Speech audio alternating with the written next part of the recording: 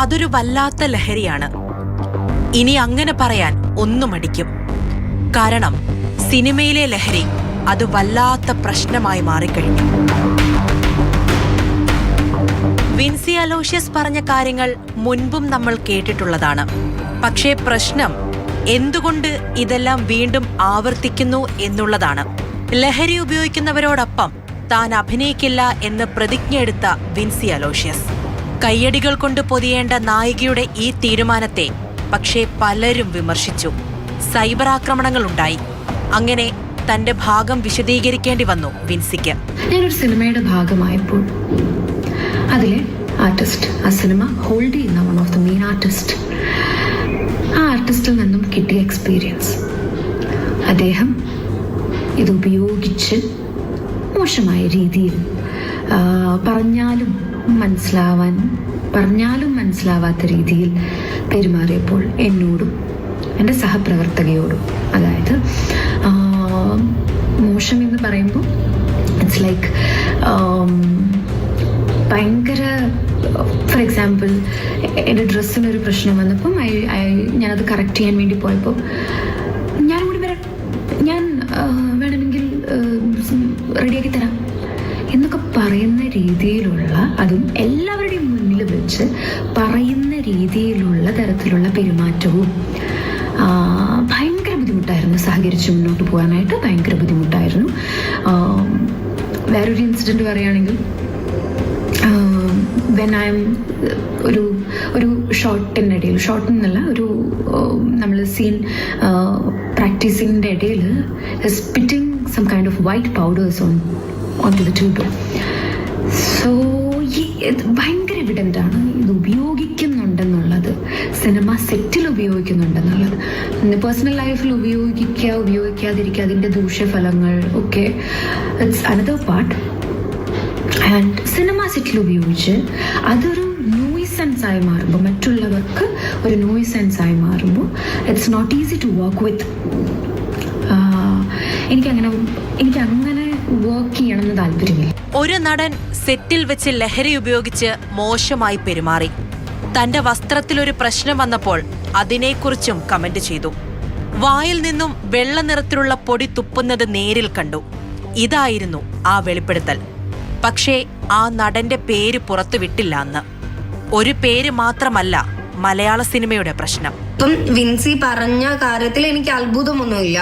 I too face this. Alcohol use ചെയ്ത് കഴിഞ്ഞിട്ട്, I'm not saying MDMA or things, അത് use ചെയ്ത് കഴിഞ്ഞിട്ട് ഇതുപോലെ നമുക്ക് സാഹചര്യം കൊണ്ട് അവിടെ നിൽക്കേണ്ടി വരുന്ന അവസ്ഥ, കാരണം ബാക്കിയുള്ളവരുടെ അവസ്ഥയും നമ്മൾ കാണുന്നത് കൊണ്ടും അവിടെ നിൽക്കേണ്ടി വരുന്നു എന്നുള്ള ഒരു അവസ്ഥ ഉണ്ടാവുന്നത് ഞാൻ ഫേസ് ചെയ്തിട്ടുള്ള ഒരു കാര്യമാണ്. വർക്ക് പ്ലേസിൽ ഈ മാതിരി ലഹരി വസ്തുക്കൾ ഉപയോഗിച്ച് അത് വന്നവരെയും നിന്നവരെയും ചുറ്റും വർക്ക് ചെയ്യുന്നവരെയും എല്ലാം അവർക്ക് എല്ലാവർക്കും ഒരു ന്യൂസൻസ് ആയി മാറുന്നത് എപ്പോഴും റോങ് ആയിട്ടുള്ള കാര്യം തന്നെയാണ്. ഇപ്പൊ വിൻസി പറഞ്ഞതുപോലെ തന്നെ കമന്റ്സിലൂടെ, ഇങ്ങനെ ഇൻഡയറക്റ്റ് കമന്റ്സിലൂടെ അവരെ സപ്പോർട്ട് ചെയ്യുന്നത് കൊണ്ടാണ് വീണ്ടും അവർക്ക് ഡിമാൻഡ് വരുന്നു, അവരെ വീണ്ടും വാനോളം പുകഴ്ത്തിക്കൊണ്ടുവരുന്നത്.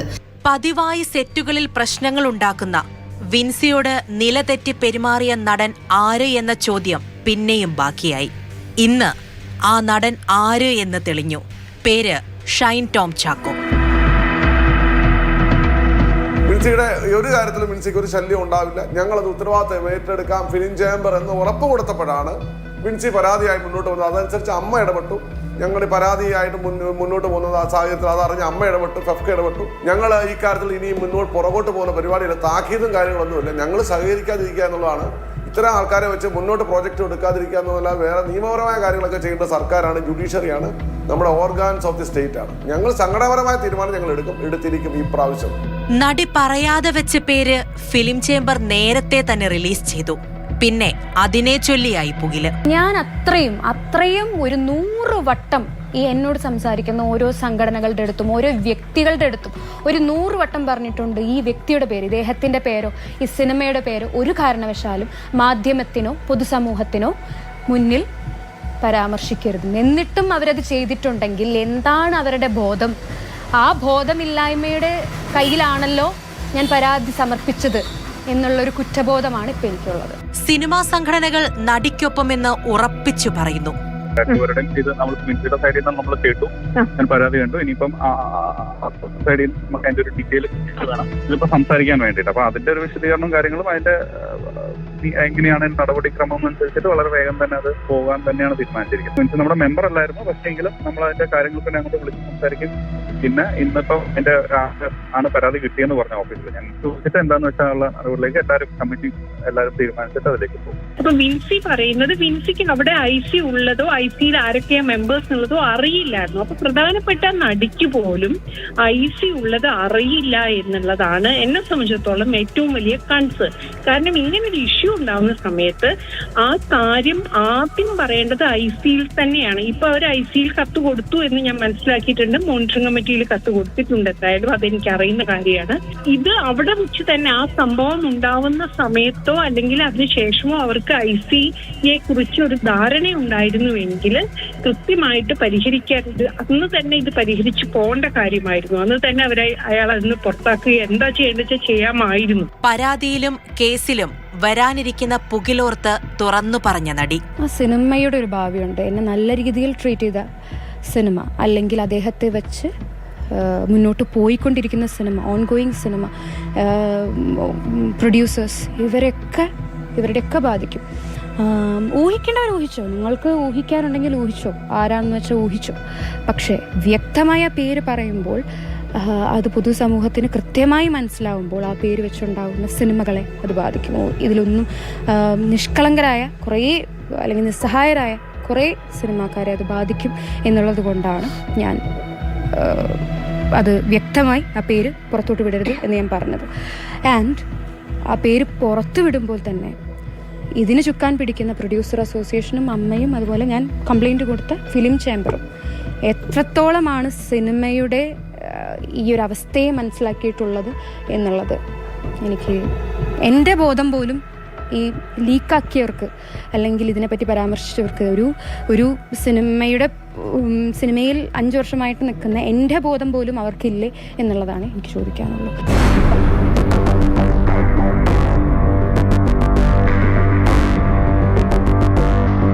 സിനിമയ്ക്ക് പുറത്ത് ചർച്ചകൾ തുടരുന്നതിനിടെ മറ്റൊരു വിവരം. ലഹരി റെയ്ഡിനെത്തിയ സംഘത്തെ വെട്ടിച്ച് കടന്ന ഷൈൻ. സിനിമാ സ്റ്റൈലിൽ മുങ്ങൽ. 3-ാം നിലയിൽ നിന്നും സ്വിമ്മിംഗ് പൂളിലേക്ക് ചാടി രക്ഷപ്പെട്ടു.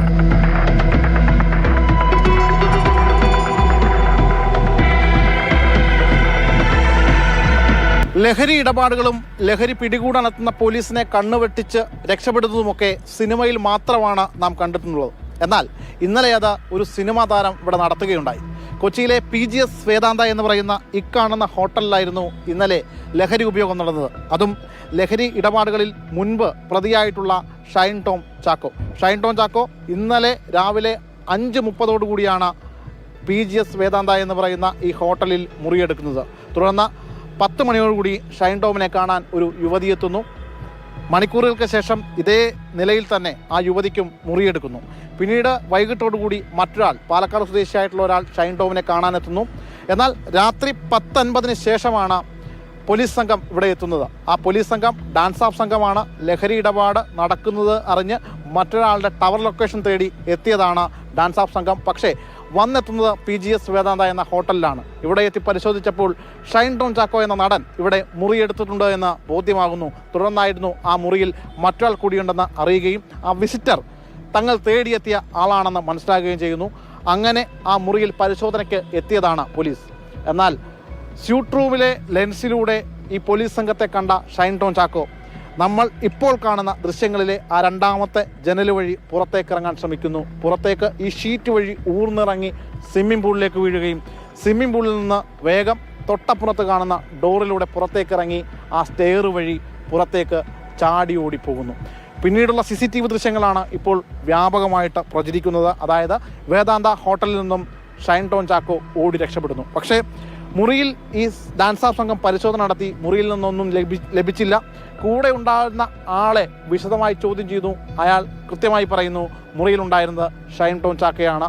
തൊട്ടപ്പുറത്തെ ജനലിലൂടെ അയാൾ ഓടി രക്ഷപ്പെട്ടു എന്ന്. എന്തിനാണ് മറയ്ക്കാനൊന്നുമില്ലെങ്കിൽ ഷൈൻ ടോം ചാക്കോ ഓടി രക്ഷപ്പെട്ടത്?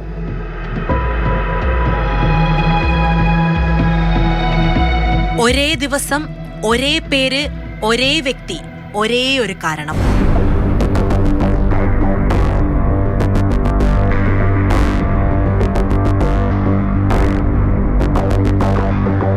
കുറച്ചു കാലം മുൻപേ ഒന്ന് പോകാം. 2021 ജനുവരി 31 മലയാള ചലച്ചിത്ര ലോകത്തെ ഒന്നാകെ ഞെട്ടിച്ചുകൊണ്ട് ഷൈൻ ടോം ചാക്കോയും സുഹൃത്തുക്കളും കൊക്കൈൻ കേസിൽ പിടിയിലാകുന്നു. കേരളത്തിലെ ആദ്യ കൊക്കൈൻ കേസ്.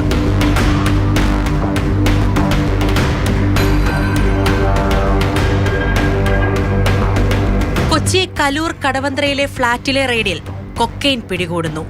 പോലീസ് എത്തുമ്പോൾ സംഘത്തിലെ 2 പേർ കൊക്കൈൻ ലഹരിയിൽ. ലഹരിവേട്ട, അറസ്റ്റ്, ജയിൽ, അങ്ങനെ നടപടികൾ പോയി. വാർത്തകൾ നിറഞ്ഞു. ചൂട് പിടിച്ച ചർച്ച.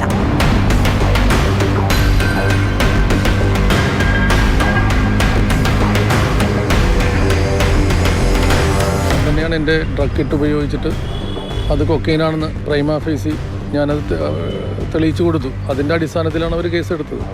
അപ്പോൾ അത് കെമിക്കൽ ലാബിൽ അത് കൺഫേം ആകുകയും ചെയ്തു. 2 മാസത്തോളം ഷൈൻ റിമാൻഡിൽ കഴിഞ്ഞു. താൻ നിരപരാധിയാണെന്നും തന്നെ കുടുക്കിയതാകാമെന്നും ആദ്യ പ്രതികരണം. എന്നെ ആരെങ്കിലും കുടുക്കിയതാണോ എന്നുള്ളത് എനിക്ക് പറയാൻ പറ്റില്ല. അത് കുടുക്കിയവർക്ക് പറയാൻ പറ്റില്ല. ഞാൻ ആരും ശത്രുവായിട്ട് കണ്ടിട്ടില്ല. എന്നെ ആരെയും ശത്രുവായിട്ട് എനിക്കൊന്നും അറിയില്ല. ട്രാപ്പിൽ പെടുകയായിരുന്നു എന്നുള്ളത് ഞാൻ പറഞ്ഞിട്ടില്ല. പക്ഷേ ഇത്രയും കാലത്തെ വാർത്തകളിൽ നിന്നും അല്ലെങ്കിൽ എല്ലാവർക്കും അങ്ങനെ തോന്നിയതാണ്. അപ്പോൾ അറിയില്ല.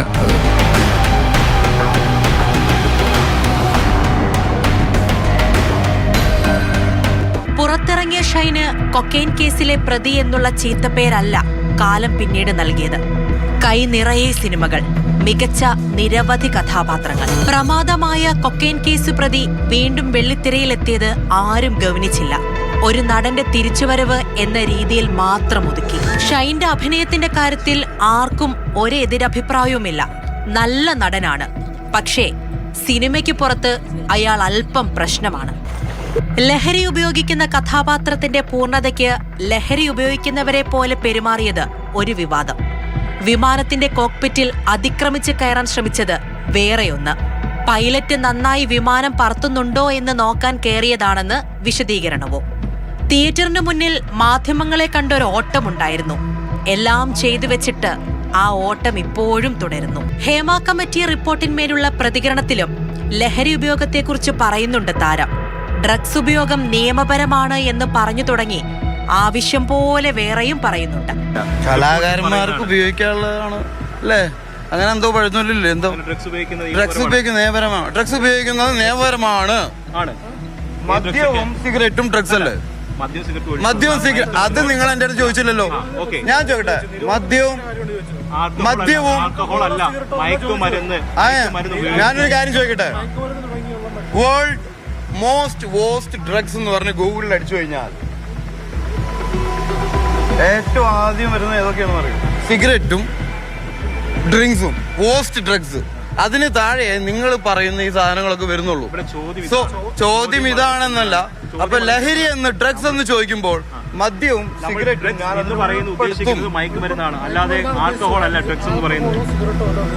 മദ്യവും മയക്കാൻ ഉപയോഗിക്കുന്ന ഡ്രഗ്സ് ആണ്. അതിനെന്താ ഞാൻ പറയണ്ട? അപ്പൊ ഞാൻ ചോദിക്കട്ടെ, മദ്യവും എന്റെ മുന്നിൽ ഡ്രഗ്സ് ആണ്. മദ്യവും പുകവലിയും അല്ലെങ്കിൽ സിഗരറ്റും ഡ്രഗ്സ് ആണെന്ന് നിങ്ങൾ വിചാരിക്കുന്നുണ്ടെങ്കിൽ അത് ഡ്രഗ്സിന്റെ വിഭാഗത്തിൽ പെടും. അതല്ലേ ഞാൻ പറഞ്ഞത്.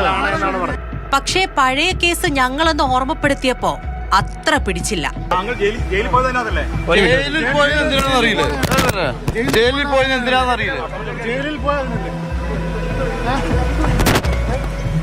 അത് നിങ്ങൾ സമ്മതിക്കുന്നുണ്ടെങ്കിൽ എന്നോട് സംസാരിക്കണം. ഞാൻ ജയിലിൽ പോയ കഥയൊക്കെ നിങ്ങൾക്ക് അറിയാമോ? കൊക്കൈൻ കേസിൽ പ്രതികൾ കുറ്റവിമുക്തരായി. പക്ഷെ പിന്നീട് വന്ന കോടതിയുടെ ചോദ്യങ്ങളുണ്ട്. അന്വേഷണത്തിലെ പിഴവുകൾ എണ്ണി കോടതി പറഞ്ഞു. ഷൈൻ ടോം ചാക്കോ ഉൾപ്പെടെ 5 പേർ കൊക്കൈൻ ഉപയോഗിച്ചോ എന്ന് പോലീസ് പരിശോധിച്ചില്ല. കൊക്കൈന്റെ ഘടകങ്ങൾ വേർതിരിച്ചുള്ള പരിശോധന നടന്നില്ല.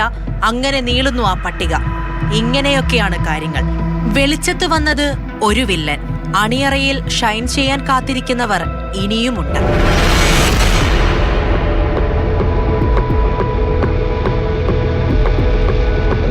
രാത്രി 3 മണിയായപ്പോൾ ഞാൻ തൊടുപുഴയായിരുന്നു, ലൊക്കേഷൻ കോഴിക്കോടായിരുന്നു. എനിക്ക് കോള് വന്നു, ഇങ്ങനെ പോലെ ബാസി ഇങ്ങനെ ഒരു പ്രശ്നത്തിലാണ്, ഇങ്ങനെ കഞ്ചാവ് വേണമെന്നുള്ള രീതിയിലാണ് നിൽക്കുന്നത്. പ്രശ്നം എന്താണെന്ന് വെച്ചാൽ രാവിലെ ലൊക്കേഷനിൽ വരില്ല, പിന്നെ ആ മൂഡ് കിട്ടണമെങ്കിൽ ഈ സാധനം വേണം. പിന്നെ ഈ സാധനം ആ ലൊക്കേഷനിലുണ്ട്, ആ ക്യാരവണിനകത്ത് ഇത് തന്നെയായിരുന്നു പണി. ക്യാരവണിൽ കയറി കഴിഞ്ഞാൽ ആശാന് ഒരു പുക എടുക്കുന്നുള്ള രീതിയിലാണ് നിൽക്കുന്നത്. ആരെയും അതിൻ്റെ അത് അടുപ്പിക്കൂല, കയറ്റൂല്ല. പല ആരോപണങ്ങളും വന്നും പോയി നിന്നു. സിനിമാ മേഖലയിലെ ലഹരിയെ എന്തുകൊണ്ട് തുരത്താൻ സാധിക്കുന്നില്ല? എന്റെ മകന് സിനിമയിൽ ഒരു വലിയ നടന്റെ മകനായിട്ട് അഭിനയിക്കാനുള്ള ചാൻസ് കിട്ടി. എന്റെ വൈഫ് പറഞ്ഞു വിടാൻ പറ്റില്ല എന്ന് പറഞ്ഞു. ഭയം, മയക്കുമരുന്ന് തന്നെയാണ്. ഞാൻ പറഞ്ഞത് സിനിമ എന്ന് പറഞ്ഞിട്ടുണ്ടെങ്കിൽ ഞങ്ങളിവിടെ കച്ചവടം നടത്തുന്നതല്ല, അവർ വിട്ടുന്ന ചോദിച്ചാൽ കുഴപ്പമില്ല. പക്ഷേ ഈ 17-18 വയസ്സിലാണ് ഏറ്റവും കൂടുതൽ വഴി തെറ്റുന്നത്. അതുകൊണ്ട് ആകെ ഒരു മകനാണ് എനിക്കുള്ളത്.